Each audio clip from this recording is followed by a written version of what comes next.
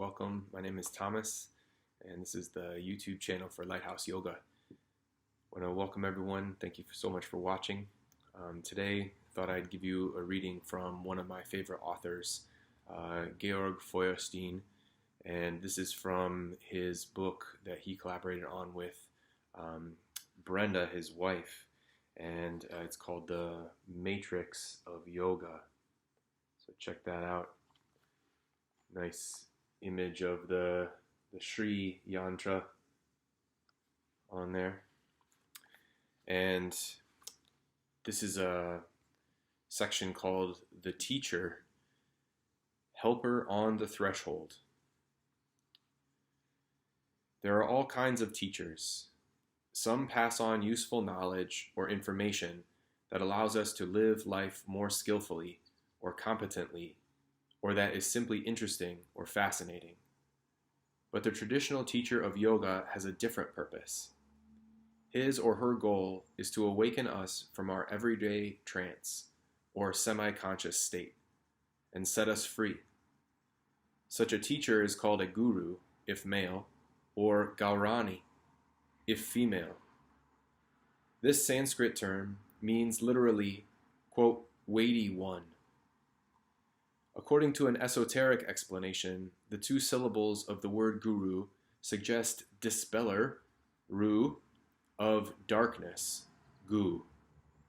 This guru is someone who, by virtue of his or her own realization, is qualified to guide us beyond spiritual ignorance, which is ignorance of our true nature and the true nature of the world. Since realization rarely means full realization, or, quote, enlightenment, we must not expect every guru to be able to lead us all the way to spiritual liberation. Generally, a guru can take us only as far as he or she has traveled. Yet, he or she can always point us in the right direction. They will do so if they legitimately bear the title guru. Often a guru is part of a teaching lineage of an entire chain of gurus, and is given permission to teach by his own immediate guru. That's why it is important to have a teacher who belongs to a teaching lineage. Otherwise, anyone can call him or herself a guru or gaurani, which has been a problem in Eastern and Western countries. Most yoga centers have yoga teachers or instructors rather than one or more gurus. The majority of them, indeed, act only as teachers of physical exercises and have no spiritual pretensions. But you still ought to check out their credentials or reputation. Some teachers acquire certification after a skimpy training of only 200 hours, and sometimes less. Ask around. Things can become slightly more tricky when meditation is taught. Beginners find it naturally rather difficult to tell the level of accomplishment of a meditation teacher. So, when spiritual advice is given, they have no way of knowing how sound it is. In this case, we must rely on common sense. If something sounds phony or pretended, it probably is. Some yoga teachers also want to teach or advise about spiritual matters, which is fine as long as they don't assume the mantle of a guru. By the way, if you are charged an arm and a leg for meditation instruction or spiritual counsel, we would reconsider. You may well end up with a lot of hogwash. To learn the yoga postures, you certainly don't need a guru. If you desire to grow spiritually, you will sooner or later need an authentic yoga master or guru. But don't be too quick about finding or settling for a guru. It is better to prepare your taking your yoga practice as far as you can under your own steam. Work on your emotional and social problems conscientiously, so that when you are in the presence of a genuine guru, you can bring him, or more rarely her, the gift of competence. Traditionally, the disciple was expected to have, at least in undeveloped form, all the virtues or good qualities which are associated with mastery in yoga. Virtues to work on especially are caring, generosity, and patience. These will be expanded through conscientious discipline. But your future guru will be grateful for any seeds planted, so that he can water them and help them grow. People with major personality problems cannot really make use of the guru. They will inevitably approach him or her as someone like themselves, which is not the case.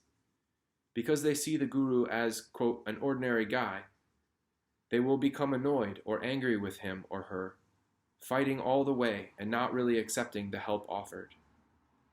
Discipleship should not be the kind of primitive struggle one might have with a parent, a sibling, or a peer.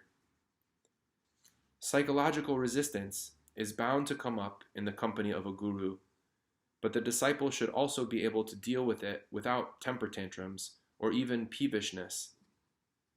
Such reactions are entirely unconstructive. The relationship to one's guru is too precious for this kind of childish attitude. Childlike behavior, on the other hand, is fine. The guru himself might display it when he or she manifests innocent delight or frankness in interaction with others. For the enlightened masters, quote, others are not really others. They know that others are the same essence as everyone, and they seek to bring their disciples to the same understanding, the same state of consciousness as they have.